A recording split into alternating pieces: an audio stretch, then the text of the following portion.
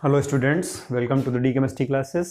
आज हम ली Chatelier principal discuss करेंगे, जो कि आपका केमिकल इक्विलिब्रियम चैप्टर से है। ठीक है, इंपॉर्टेंट टॉपिक है और इससे थ्योरेटिकल एंड न्यूमेरिकल दोनों आपके तरह के क्वेश्चंस आते हैं बोर्ड एग्जाम्स में, होम एग्जाम्स में भी, कॉम्पिटिटिव एग्जाम्स भी आते हैं। तो देखिए, ली चैटलियर प्रिंसिपल जो है आपका, वो बेसिकली 3 पॉइंट्स पर डिपेंड है। एक आपका कंसंट्रेशन, दूसरा आपका प्रेशर एंड टेम्परेचर। ये 3 चीज़ें आपको ध्यान रखनी है। मेरे कहने का मतलब है, जो ली चैटलियर प्रिंसिपल है वो 3 फैक्टर्स पर डिपेंड करता है। कंसंट्रेशन, प्रेशर एंड टेम्परेचर, ये 3 चीज़ें आपकी इसमें मैटर करती हैं। अब देखिए, ये होता क्या है, किसी भी रिवर्सिबल केमिकल रिएक्शन में जब आपका इक्विलिब्रियम स्टेबलाइज्ड हो, यानी कि इक्विलिब्रियम कंडीशन पे कोई भी आपकी रिवर्सिबल रिएक्शन हो, देन अगर उसमें हम रिएक्टेंट या प्रोडक्ट की कंसंट्रेशन में कोई चेंज करते हैं, ठीक है, तो जो आपका इक्विलिब्रियम है उसकी जो शिफ्ट है या उसकी जो डायरेक्शन है वो चेंज हो जाती है, क्योंकि इक्विलिब्रियम डिस्टर्ब हो जाता है। ऐसे ही अगर हम प्रेशर को चेंज करते हैं इक्विलिब्रियम पे, तब भी हमारा जो इक्विलिब्रियम स्टेट है, इक्विलिब्रियम कंडीशन है, वो डिस्टर्ब हो जाती है।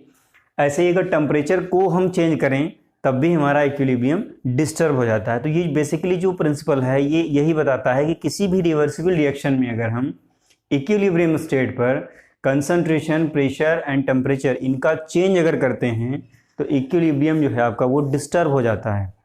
अब इस डिस्टर्बेंस को रिमूव करने के लिए, अंडू करने के लिए क्या होता है, जो आपका रिएक्शन है वो हमेशा उस साइड शिफ्ट हो जाता है या उस साइड में प्रोसीड हो जाता है, उस डायरेक्शन में प्रोसीड हो जाता है जिस डायरेक्शन में ये जो चेंज हुआ है, जो डिस्टर्ब हुआ है, ये फिनिश हो जाए, यानी कि रिमूव हो जाए। तो यहाँ पर इसको हम इस तरह से डिफाइन कर सकते हैं। लिखा है, if the system at equilibrium is subjected to a change of any one of the factors such as concentration, pressure, temperature, the equilibrium shift in the direction that tend to undo the effect of change, यानी कि जो change हुआ है ये effect आपका खत्म हो जाए, रिमूव हो जाए। इस डायरेक्शन में रिएक्शन आपका होने लगता है, इक्विलिब्रियम आपका शिफ्ट हो जाता है। तो देखिए, यहाँ पर हम एक एक फैक्टर को डिस्कस करेंगे विद एग्जांपल, तो बहुत केयरफुली वॉच करें। देखिए, कंसंट्रेशन, प्रेशर एंड टेम्परेचर, ये तीनों फैक्टर्स में मैटर करते हैं। तो 3 आपके अलग अलग फैक्टर्स को हम स्टडी करेंगे, यानी कि तीनों के इफेक्ट्स के बारे में हम जानेंगे कि किस तरह से कंसंट्रेशन, प्रेशर एंड टेम्परेचर किसी भी रिवर्सिबल केमिकल रिएक्शन को चेंज करता है या उसमें इफेक्ट करता है। देखिए, सबसे पहला आपका चेंज है चेंज इन कंसंट्रेशन। ठीक है, कंसंट्रेशन में चेंज करने से क्या आता है, देखिए यहां पर हमने 2 पॉइंट्स आपको मेंशन किए हैं। In a chemical equilibrium, chemical equilibrium की कंडीशन में यहां पर लिखा है, पहला पॉइंट है increasing the concentration of reactant. अगर हम रिएक्टेंट्स की कंसंट्रेशन इंक्रीज करते हैं तो equilibrium shifts towards the product side, यानी कि जो इक्विलिब्रियम है वो फॉरवर्ड शिफ्ट हो जाता है। जो रिएक्शन का जो डायरेक्शन है वो फॉरवर्ड हो जाता है, फॉरवर्ड प्रोसीड होती है। देखिए, इसमें एक एग्जांपल ले लेते हैं। मैं यहाँ पे एक एग्जांपल लिख रहा हूँ, इसको ध्यान से देखिएगा। मान लेते हैं जैसे आपका ये कोई केमिकल रिएक्शन है, A + B, रिवर्सिबल का साइन C + D। ठीक है, A एंड B आपके क्या है, रिएक्टेंट हैं, एंड C एंड D आपके क्या हैं, प्रोडक्ट हैं। ये सभी को पता है।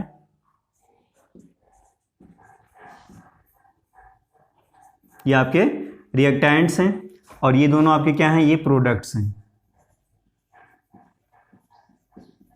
ठीक है, अब देखिए होता क्या है, मैंने अभी आपको बताया कि increasing the concentration of reactant. अगर ये A एंड B हैं आपके, इनकी कंसंट्रेशन हम बढ़ाते हैं, ठीक है, इनका मोल पर लीटर, जो आपके नंबर ऑफ मोल्स हैं, वो अगर हम बढ़ाते हैं या फिर कंसंट्रेशन हम बढ़ाते हैं, तो रिएक्शन कहाँ होगी, आगे की तरफ होगी। क्योंकि इधर आप अगर कंसंट्रेशन इंक्रीज कर रहे हैं तो इधर कंसंट्रेशन लो हो जाएगी, और कंसंट्रेशन जिधर लो हो जाएगी रिएक्शन हमेशा उसी साइड प्रोसीड हो जाएगी, उसी डायरेक्शन में बढ़ जाएगी। तो यहाँ पर जब हम इनका कंसंट्रेशन बढ़ाएंगे तो रिएक्शन फॉरवर्ड डायरेक्शन में होगी, यानी कि प्रोडक्ट्स का फॉर्मेशन बढ़ जाएगा। ठीक है, बट अगर हम प्रोडक्ट्स की कंसंट्रेशन बढ़ाते हैं, लिखा है increasing the concentration of product, तो अगर C एंड D में से किसी की भी हम कंसंट्रेशन बढ़ाते हैं इक्विलिब्रियम स्टेट पर, या दोनों की एक साथ हम बढ़ा देते हैं, तो जो रिएक्शन है वो अपोजिट डायरेक्शन में प्रोसीड हो जाएगी, बढ़ जाएगी, इधर आपका हो जाएगा, यानी C एंड D आपके A एंड B में कन्वर्ट होना स्टार्ट हो जाएंगे। तो इस चीज को हम कह सकते हैं कि equilibrium shifts towards reactant side. ये आपकी रिएक्टेंट साइड है, ये आपकी प्रोडक्ट साइड है। पहले जब रिएक्टेंट्स की कंसंट्रेशन हम बढ़ाते हैं अकॉर्डिंग टू ली चैडलियर प्रिंसिपल, तो जो इक्विलिब्रियम है वो प्रोडक्ट साइड शिफ्ट होता है, यानी कि इक्विलिब्रियम का साइड उस साइड हो जाता है। इक्विलिब्रियम का मतलब मेरा है रिएक्शन के होने की दिशा, ठीक है, रिएक्शन किस साइड प्रोसीड होगी उसी को बोलते हैं इक्विलिब्रियम साइड। तो यहां पर इक्विलिब्रियम इधर शिफ्ट होगा, इसका मतलब है रिएक्शन इस तरफ बढ़ जाती थी। बट जब हमने प्रोडक्ट्स का कंसंट्रेशन बढ़ाया तो ये बैकवर्ड शिफ्ट हो जाता है, ठीक है, इक्विलिब्रियम शिफ्ट्स बैकवर्ड, यानी कि प्रोडक्ट रिएक्टेंट साइड शिफ्ट हो जाता है, ठीक है। मैंने ऊपर यहाँ पर रिएक्टेंट साइड लिखा था, इसमें प्रोडक्ट साइड लिखा था, और यहाँ पर नीचे हमने उसी को फॉरवर्ड एंड बैकवर्ड में भी दिखाया है। तो ओवरऑल यहाँ पर आपको ये देखने को मिल रहा है कि जैसे ही हम कंसंट्रेशन चेंज करते हैं किसी भी स्पीसीज की, चाहे आपका रिएक्टेंट हो या फिर आपका प्रोडक्ट हो, दोनों में किसी को भी चेंज करें हम, हर हाल में आपका जो इक्विलिब्रियम है वो चेंज हो जा रहा है, रिएक्शन की डायरेक्शन चेंज हो जा रही है, ठीक है। तो यहां पर अगर हम रिएक्टेंट्स की इंक्रीज करेंगे कंसंट्रेशन तो रिएक्शन फॉरवर्ड डायरेक्शन में होगी, यानी कि इक्विलिब्रियम फॉरवर्ड शिफ्ट हो जाएगा। और अगर प्रोडक्ट्स की कंसंट्रेशन हम बढ़ाते हैं, ये पॉइंट है, तो फिर रिएक्शन बैकवर्ड डायरेक्शन में होने लगेगी, यानी कि जो इक्विलिब्रियम है वो रिएक्टेंट साइड शिफ्ट हो जाता है। ये दोनों चीजें आप याद रखिएगा और ये बहुत आसान रहेगा आपके लिए, ठीक है। किसी भी केमिकल रिएक्शन को लेकर आप इसको डिस्कस कर सकते हैं। आइए अब एक एग्जांपल ले लेते हैं जो डेली लाइफ से अटैच है आपके। देखिए यहाँ पर लिखा है sweet substances causes tooth decay. Tooth decay जो होता है उसमें जो मीठे आपके सब्सटेंसेस होते हैं, स्वीट सब्सटेंसेस होते हैं, शुगर है, ठीक है, ग्लूकोन डी, बहुत सारी चीज़ें हैं, वो टूथ डिके के लिए रिस्पॉन्सिबल होते हैं। तो उसमें ऐसा क्या होता है, ठीक है, और इस एग्जाम्पल को हमने ली चैडलियर प्रिंसिपल में क्यों शामिल किया है, उसमें चेंज इन कंसंट्रेशन में क्यों शामिल किया है, अभी आप इसको पूरा सुनने वाले हैं, बहुत केयरफुली वॉच करिएगा। देखिए ये जो आपका कैल्शियम हाइड्रोक्सी एपेटाइट जो आपका एक सब्सटेंस है जो कि हमारे टीथ में होता है, दांतों में होता है, और इसकी एक लेयर होती है, दांत जितने भी आपके टीथ हैं उसमें आउटर सरफेस पर एक लेयर होती है, प्रोटेक्टिव लेयर, जिसमें हाइड्रो एपेटाइट नाम का एक केमिकल होता है, ठीक है। अब ये जो है हमारे मुंह में क्या होता है, ये अपने आयंस और अपने सॉलिड फॉर्म में एग्जिस्ट करता है, उसके बीच में इक्विलिब्रियम स्टेबलाइज्ड होता है। देखिए यहाँ पर ये क्या है, ये आपका केमिकल है और ये इसके आयंस हैं। तो ये जो आपका हाइड्रोक्सी एपेटाइट है ये खुद और अपने आयंस के बीच में एक इक्विलिब्रियम स्टेबलाइज कर लेता है, जिसकी वजह से हमारे जो टीथ हैं उनकी सेफ्टी रहती है। बट यही सेफ्टी जब हम कोई स्वीट सब्सटेंसेस मतलब खाते हैं तो फिर ये डिस्टर्ब हो जाती है। कैसे डिस्टर्ब हो जाती है समझ लीजिए। देखिए जैसे ही कोई स्वीट सब्सटेंस हम खाते हैं तो स्वीट सब्सटेंस हमारे दांतों पे लग जाता है, ठीक है। फिर उसके बाद क्या होता है, अगर आपने उसको हटाया नहीं वहाँ से तो फिर वो फर्मेंट हो जाता है। फर्मेंट होने के बाद में H+ आयन प्रोड्यूस करता है, ठीक है, एसिडिक नेचर प्रोड्यूस कर देता है।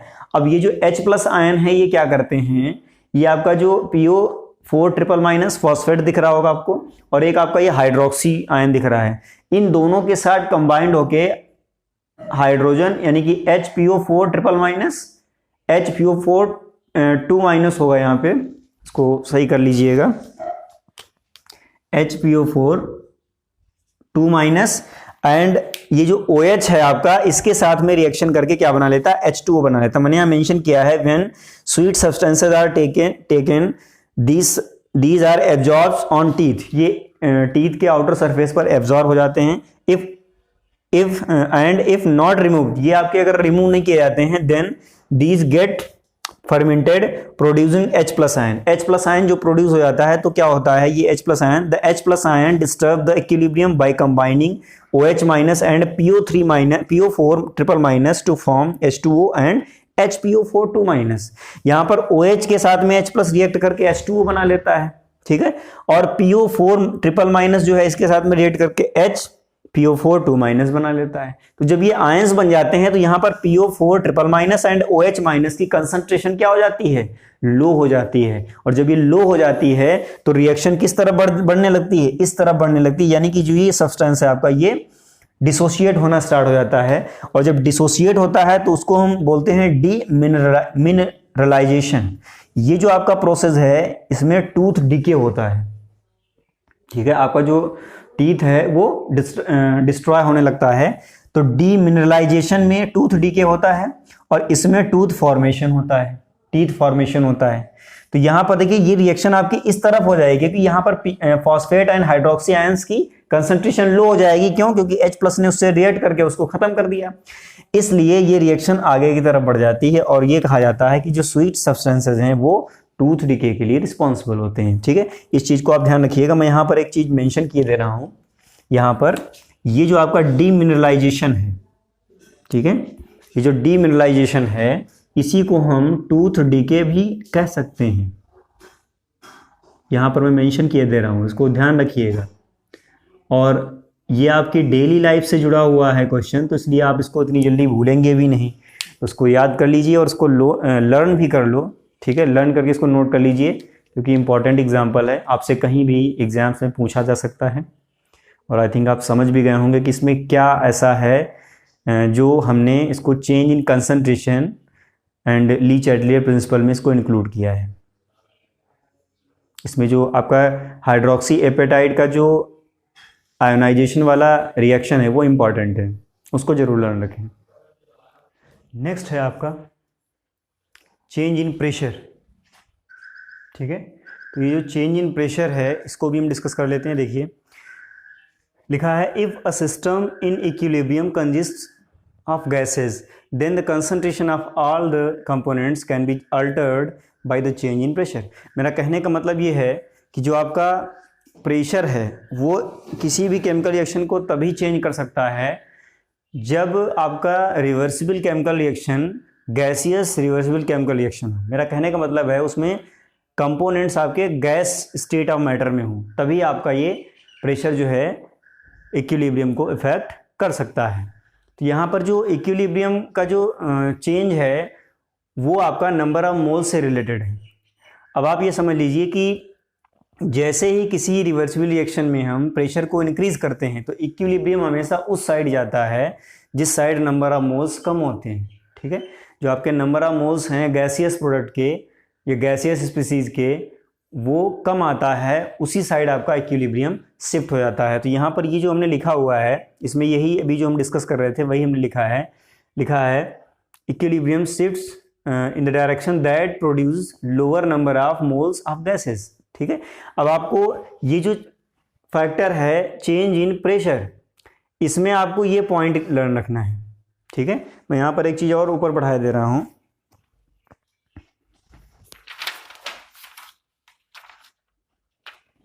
यहाँ पर देखिए ये जो आपका लिखा है equilibrium shifts the side which have lower number of moles, यानी कि जिस side come number of moles हों।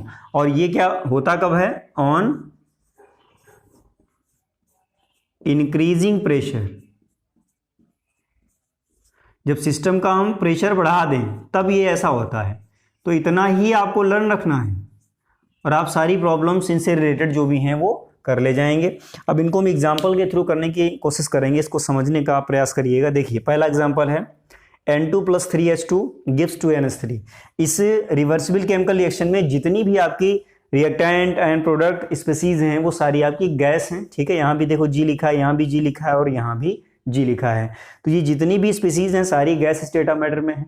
इसका मतलब यहाँ पर प्रेशर इफेक्ट कर सकता है, इस केमिकल रिएक्शन में जो इक्विलिब्रियम है उसको चेंज कर सकता है। कैसे कर सकता है? देखिए यहाँ पर क्या होगा, सबसे पहले रिएक्टेंट एंड प्रोडक्ट्स के हम मोल्स निकाल लेते हैं। तो मोल्स निकालने के लिए हम क्या करेंगे, मोल्स निकालने के लिए यहाँ पर हम नीचे मेंशन कर लेते हैं। देखिए ये जो आपका है ये कितना मोल है? 1 मोल है, ठीक है। नाइट्रोजन का 1 मोल है, हाइड्रोजन का कितना मोल है? 3 मोल है। इसका कितना मोल है? ये 2 मोल है, ठीक है। अब टोटल कर लीजिए, जो टोटल है इसका 1 + 3, ये कितना हो जाएगा टोटल? ये हो जाएगा 4 मोल, ठीक है। और ये क्या है? ये 2 मोल है। अब आप देखिए यहां पर अगर हम हाई प्रेशर अप्लाई करते हैं, प्रेशर बढ़ाते हैं, तो क्या होगा? इक्विलिब्रियम बैकवर्ड फॉरवर्ड शिफ्ट होगा, ठीक है। क्यों शिफ्ट होगा? क्योंकि ये आपका, ये ज्यादा है, ये कम है, ये लोअर नंबर ऑफ मोल्स है। तो lower number of mole side कौन सी है? प्रोडक्ट साइड है। ये 2 मोल है, यहां पर 4 मोल है। अगर आप प्रेशर इंक्रीज करते हैं तो यहां पर मैं लिखे दे रहा हूं, on increasing pressure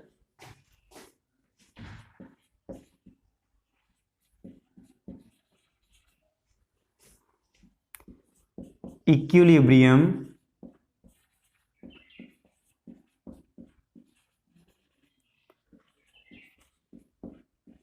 shifts product side, ठीक है। अब देखिए ये जो रिएक्शन है आपका, इसमें हम NH3 का फॉर्मेशन करते हैं, हैबर प्रोसेस का ये रिएक्शन है, ठीक है। अगर आपसे ये पूछा जाता है कि राइट द कंडीशंस इन विच या which favours the product formation, तो आप लिख सकते हैं हाई प्रेशर, ठीक है। हाई प्रेशर जो है ये क्या है? ये रिएक्शन को फेवर करेगा, यहाँ यानी कि यहाँ पर प्रोडक्ट का फॉर्मेशन बढ़ाएगा। क्यों? क्योंकि रिएक्शन आपकी किस साइड शिफ्ट होगी? फॉरवर्ड साइड शिफ्ट होगी, क्योंकि प्रोडक्ट साइड, या फिर यहाँ पर चाहें तो आगे लिख सकते हैं, मैं यहाँ पर ब्रैकेट में लिखे दे रहा हूं, फॉरवर्ड डायरेक्शन, ठीक है। तो यहां पर क्या होगा? यहां पर इसका मतलब क्या है ये भी आप जान लीजिए। दैट्स मीन हाई प्रेशर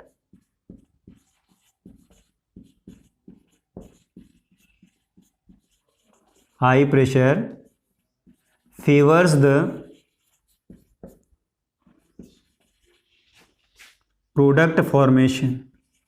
जितना ज़्यादा प्रेशर आप लगाएंगे उतना ज़्यादा प्रोडक्ट बनेगा, क्योंकि रिएक्शन जितना ज़्यादा प्रेशर लगाएंगे इधर आपका शिफ्ट होता रहेगा, बराबर आपका N2H2 कंबाइंड होकर NH3 देता रहेगा।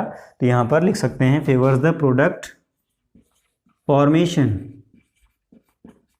ठीक है। समझ गए होंगे आई थिंक आप इस बात को। तो ये केवल आपका जो डेटा है ये इस रिएक्शन के लिए है, ठीक है। अब हम क्या करेंगे, ये आपका हो गया। ये जो रिएक्शन है इसमें भी हम चेक कर लेते हैं। देखिए PCl5 ये भी गैस है, PCl3 ये भी गैस है, Cl2 ये भी एक गैस है। सारे आपके components gas state of matter में है। इसका मतलब यहाँ पर भी प्रेशर इक्विलिब्रियम को चेंज कर सकता है। देखिए कैसे करेगा। इसमें भी हम पहले की तरह सबसे पहले मोल्स निकाल लेते हैं। इधर कितना मोल है? ये 1 मोल है, क्योंकि यहाँ पर स्टोइकियोमेट्रिक कोफिशिएंट आपका 1 है। यहाँ भी ये आपका 1 मोल है, यहाँ भी आपका ये 1 मोल है, ठीक है। अब आप देखिए ये आपका प्रोडक्ट कितना मोल है? 1 and 1 कितना है टोटल? ये आपका 2 मोल, और रिएक्टेंट आपका 1 मोल है। तो अब आपका नंबर ऑफ मोल इधर कम है, लोअर नंबर ऑफ मोल्स इधर है, हायर नंबर ऑफ मोल्स इधर है।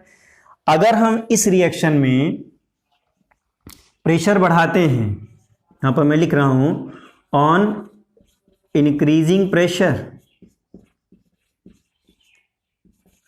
अगर हम प्रेशर बढ़ाएंगे तो क्या होगा जरा बताइए। देखिए ऊपर जो हमने अभी बताया है कॉन्सेप्ट, उसके अकॉर्डिंग क्या होगा? प्रेशर बढ़ाएंगे तो lower number of mole side ये है, लोअर साइड ये है, हायर साइड ये है, तो आपका इक्विलिब्रियम इस साइड आ जाएगा। क्यों? क्योंकि इक्विलिब्रियम हमेशा उस साइड शिफ्ट होता है जिस साइड नंबर ऑफ मोल्स आपके कम होते हैं। तो यहां पर 1 मोल है, यहाँ 2 मोल है, तो यहां क्या हो जाएगा? इक्विलिब्रियम शिफ्ट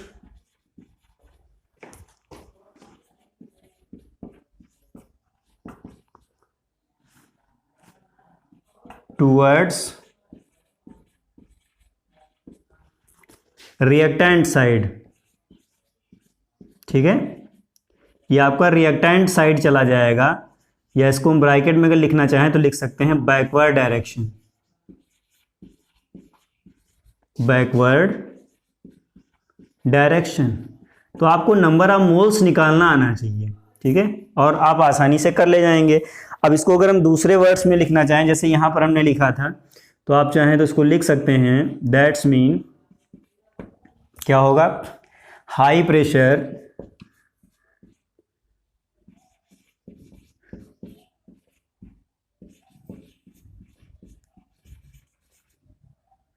इज डिसफेवर्ड, ये आपका फेवर नहीं करेगा इसको, डिसफेवर्स द प्रोडक्ट फॉर्मेशन।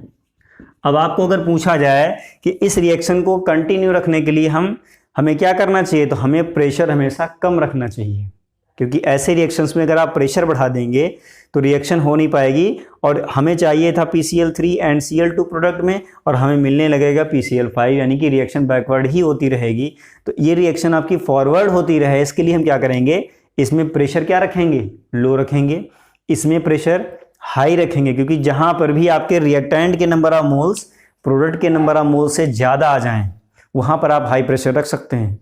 और जहां रिएक्टेंट्स के नंबर ऑफ मोल्स आपके कम हो जाएं प्रोडक्ट के नंबर ऑफ मोल्स से, वहां पर हमेशा प्रेशर लो रखेंगे। ये आप कॉन्सेप्ट जरूर ध्यान रखिएगा, आप कभी भी इस तरह की प्रॉब्लम में नहीं फंसेंगे।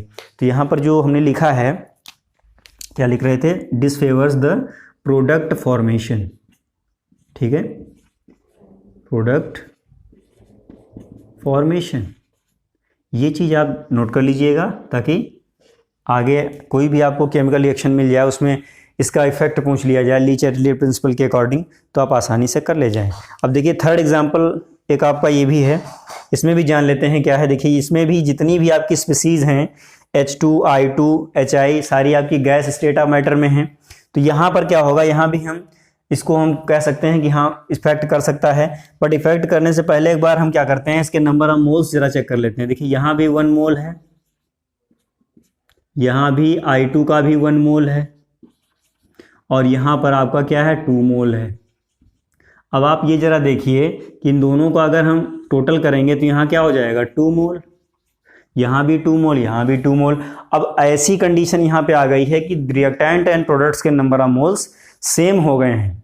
तो जब भी आपको ऐसा केमिकल रिएक्शन मिले और उसमें आपसे पूछा जाए कि चेंज इन प्रेशर, यानी कि according to Le Chatelier principle change in pressure, इसमें क्या होगा, क्या इक्विलिब्रियम चेंज होगा? जी बिल्कुल चेंज नहीं होगा। क्यों? क्योंकि यहाँ पर नंबर ऑफ मोल्स आपके दोनों साइड सेम आ रहे हैं। तो यहाँ पर लिखा जाएगा pressure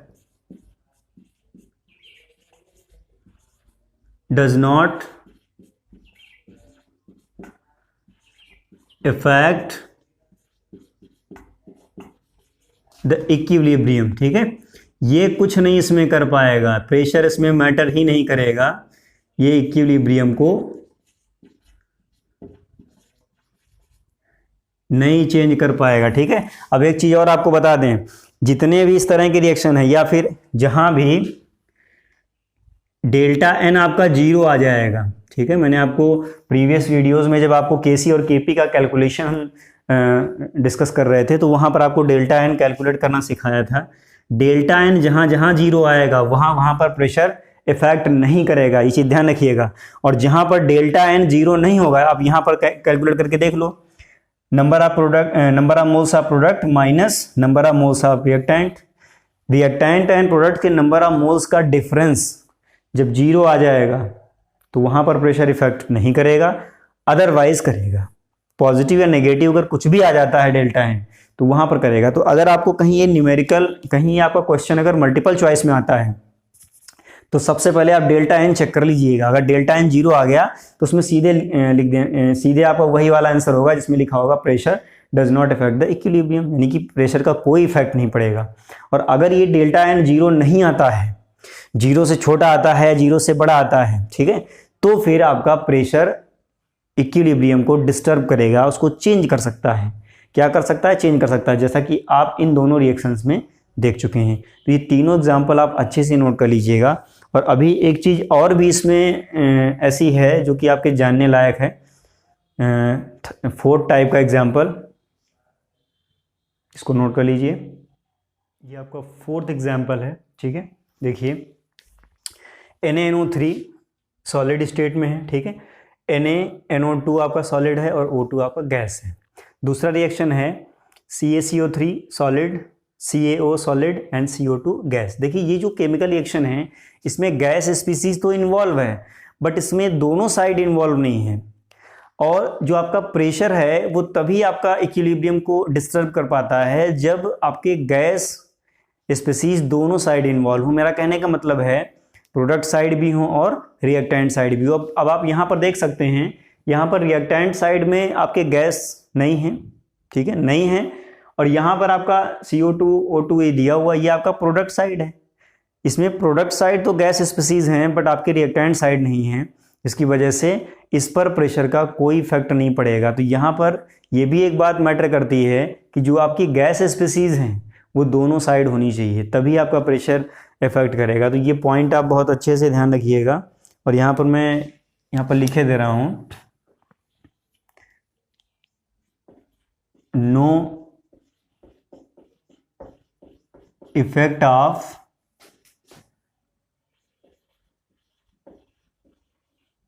change in pressure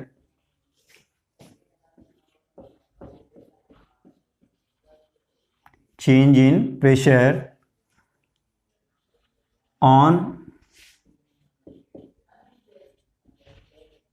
equilibrium of reaction। जो आपका इक्विलिब्रियम है रिएक्शन का उसको चेंज नहीं कर पाएगा प्रेशर, ठीक है, ये चीज़ आप ध्यान रखिएगा। तो ये आपका इस तरह के जितने भी रिएक्शंस आपको मिलेंगे उनके लिए होगा। तो यहाँ पर बेसिकली दो चीज़ें भी इस फैक्टर में आपको बहुत ही ध्यान रखनी है। एक तो गैस स्टेट ऑफ मैटर यानी कि गैसियस स्पीसीज इन्वॉल्व होनी चाहिए, और दूसरी बात है कि दोनों साइड इन्वॉल्व होनी चाहिए। अगर कुछ आपके ऐसे भी रिएक्शन होते हैं जिसमें गैस स्पीसीज होती ही नहीं है और आपसे पूछा जाता है कि प्रेशर का क्या इफेक्ट पड़ेगा, तो प्रेशर का कोई इफेक्ट नहीं पड़ेगा। मैं आपको बता दे रहा हूँ, इस चीज़ को आप ध्यान रखिएगा। बहुत से लोग सॉलिड लिक्विड में भी कर जाते हैं प्रेशर का इफेक्ट, तो वो चीज़ आप नहीं करेंगे, ये चीज़ ध्यान रखिएगा। और मैंने इन इक्वेशंस में ये जो आपका प्रेशर का इफेक्ट नहीं पड़ रहा है इसका मैंने एक नोटेबल पॉइंट यहाँ मेंशन कर दिया है, जिसको भी हमने डिस्कस भी किया है, ठीक है, तो इसको आप नोट कर लीजिएगा। और अभी ये आपका लास्ट फैक्टर रह गया है चेंज इन टेम्परेचर, वो भी हम डिस्कस करेंगे, तब तक इसको नोट कर लें। नेक्स्ट आपका फैक्टर है चेंज इन टेम्परेचर, ठीक है, लास्ट आपका है ये। देखिए टेम्परेचर की एक चीज़ आप बिल्कुल बहुत ही बेसिकली ये समझ लीजिए कि जो आपका टेम्परेचर है वो केवल एक्सोथर्मिक और एंडोथर्मिक रिएक्शंस को ही अफेक्ट करता है, यानी कि जो टेम्परेचर फैक्टर है वो केवल एक्सोथर्मिक और एंडोथर्मिक, यही दो आपकी केमिकल रिएक्शंस हैं जिनके केमिकल इक्विलिब्रियम को डिस्टर्ब कर सकता है, ठीक है। तो अब इसमें हम ये जानेंगे कि जो आपका चेंज इन टेम्परेचर है उसमें इक्विलिब्रियम किस डायरेक्शन में शिफ्ट होता है, क्या करने पर। देखिए यहाँ पर मैंने मेंशन किया है ऑन इंक्रीजिंग टेम्परेचर, ठीक है, on increasing temperature in a chemical equilibrium और chemical reaction equilibrium shifts towards the side in which heat is absorb, यानी कि इक्विलिब्रियम उस साइड शिफ्ट होता है जिस साइड आपकी हीट एब्जॉर्ब होती है, ठीक है, जिस साइड आपकी हीट एब्जॉर्ब होती है उस साइड शिफ्ट होता है। आप देखिए यहाँ पर एग्जांपल फर्स्ट जो हमने दिया है N2 + O2 गिव्स 2NO, ठीक है। दूसरा इसमें रिएक्शन है PCl5 गिव्स PCl3 + Cl2। देखिए इसमें दोनों में डेल्टा H की वैल्यू पॉजिटिव यहाँ पर मेंशन की गई है, ठीक है। अभी यहाँ पर देखिए कुछ न्यूमेरिकल वैल्यू होती है इनकी हमें नहीं पता क्या है, आपको कॉन्सेप्ट लर्न रखना है ताकि आपको इस तरह की जो भी प्रॉब्लम्स मिले वो आपसे फटाफट सॉल्व हो जाएं। तो यहाँ पर आपको ये ध्यान रखना है कि ऐसे रिएक्शंस जिनमें डेल्टा H की वैल्यू पॉजिटिव होती है वो सारी रिएक्शंस आपकी कैसी होती हैं, वो सारी रिएक्शंस आपकी एंडोथर्मिक होती हैं, ठीक है, एंडोथर्मिक रिएक्शंस होती हैं, ठीक है। अब एक चीज यहां पर और भी ध्यान दीजिए कि एंडोथर्मिक रिएक्शंस में हाई टेम्परेचर क्या होता है, रिएक्शन को फेवर करता है। क्यों? क्योंकि देखिए यहां पर इस साइड आपका टेम्परेचर ज्यादा है, इस साइड टेम्परेचर कम है, ठीक है। तो टेम्परेचर कंज्यूम किस साइड हो गया, इस साइड हो गया, इसी साइड कम हुआ इसीलिए तो ये पॉजिटिव आ रहा है, ठीक है। अब क्या होगा ऐसी जितनी भी रिएक्शंस जिनमें डेल्टा एच पॉजिटिव होता है, जिनमें हीट एब्जॉर्ब होती है, उनमें हाई टेम्परेचर करने पर यहाँ पर लिखा जाएगा। देखिए यहाँ पर अगर टेम्परेचर हम बढ़ाते हैं, एंडोथर्मिक रिएक्शंस का टेम्परेचर बढ़ाएंगे तो वो रिएक्शन क्या होगी, फॉरवर्ड डायरेक्शन में होगी, यानी कि इक्विलिब्रियम कहाँ जाएगा, वो जाएगा आपका फॉरवर्ड डायरेक्शन में। तो यहाँ पर लिखा जाएगा on increasing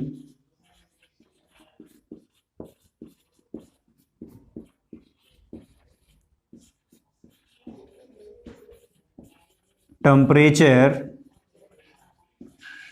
of endothermic reactions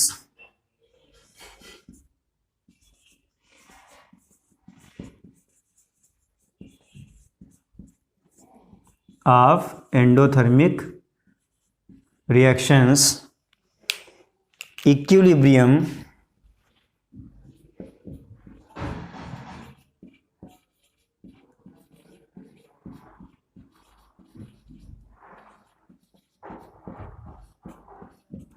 shifts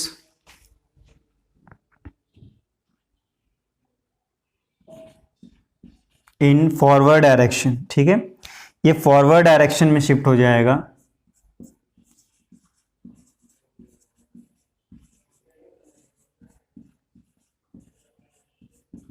और जब ये फॉरवर्ड डायरेक्शन में शिफ्ट हो जाएगा तो हम ये कह सकते हैं कि इन दोनों रिएक्शंस के लिए हाई टेम्परेचर क्या है, एक फेवरेबल कंडीशन है। ठीक है, हाई टेम्परेचर रखने पर ये दोनों रिएक्शंस फटाफट आगे की तरफ होती रहेंगी।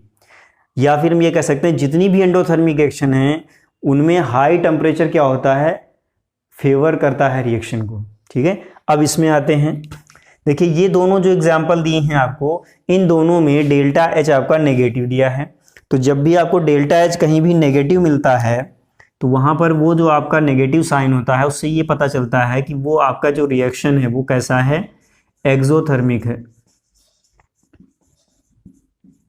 ठीक है, ये आपके सारे रिएक्शंस एक्सोथर्मिक हैं। तो एक्सोथर्मिक रिएक्शंस में जस्ट ऊपर वाले का उल्टा हो जाता है। ठीक है, अब इसमें क्या होगा, इसमें टेम्परेचर अगर आपने ज़्यादा कर दिया तो ये उल्टा साइड में आ जाता है। तो यहाँ पर लिख सकते हैं, यहाँ पर मैं लिखे दे रहा हूँ एक और लाइन, चलो उसको बाद में लिख देंगे। देखिए अभी जैसे आपने ये सुना है कि जहाँ भी डेल्टा एच आपको पॉजिटिव मिलता है अगर, तो वो आपका एंडोथर्मिक है। एंडोथर्मिक के केस में क्या है, जब भी हम टेम्परेचर बढ़ाएंगे तो हमेशा इक्विलिब्रियम फॉरवर्ड शिफ्ट होता है। क्यों, क्योंकि ऊपर आपने ये पढ़ रखा है कि इक्विलिब्रियम उस साइड शिफ्ट होता है जहाँ पर टेम्परेचर एब्जॉर्ब होता है, और इस साइड टेम्परेचर एब्जॉर्ब होता है, इसीलिए ये आपके एंडोथर्मिक रिएक्शन होते हैं। ठीक है, ध्यान रखिएगा। उसके बाद दूसरा है आपका एक्सोथर्मिक रिएक्शन। यहाँ पर एक्सोथर्मिक रिएक्शंस में डेल्टा एच की जो वैल्यू है वो हमेशा नेगेटिव ही मेंशन की जाती है। ये चीज़ आप ध्यान रखनी है आपको। ठीक है, जहाँ भी डेल्टा एच नेगेटिव मिले तुरंत समझ लीजिए वो आपका एक्सोथर्मिक रिएक्शन है। और एक्सोथर्मिक रिएक्शंस में जो चेंज इन टेम्परेचर की कंडीशन है इक्विलिब्रियम पर, वो जस्ट अपोजिट होती है in case of endothermic reaction. तो यहाँ पर क्या होगा, जैसे ही टेम्परेचर बढ़ाएंगे, यहाँ मेंशन किया है on increasing temperature exothermic reaction equilibrium shifts in backward direction. क्योंकि इस बार एक्सोथर्मिक रिएक्शंस में इस साइड एनर्जी निकलती है, इस साइड इवॉल्व होती है और इस साइड एब्जॉर्ब होती है। तो अभी आपने ऊपर स्टडी किया है कि इक्विलिब्रियम हमेशा उस साइड शिफ्ट होगा जहां हीट एब्जॉर्ब होती है। तो इस साइड एब्जॉर्ब हो रही है तो इस साइड होने लगता है, यानी कि यहाँ पर मैंने मेंशन किया है बैकवर्ड डायरेक्शन में शिफ्ट हो जाता है।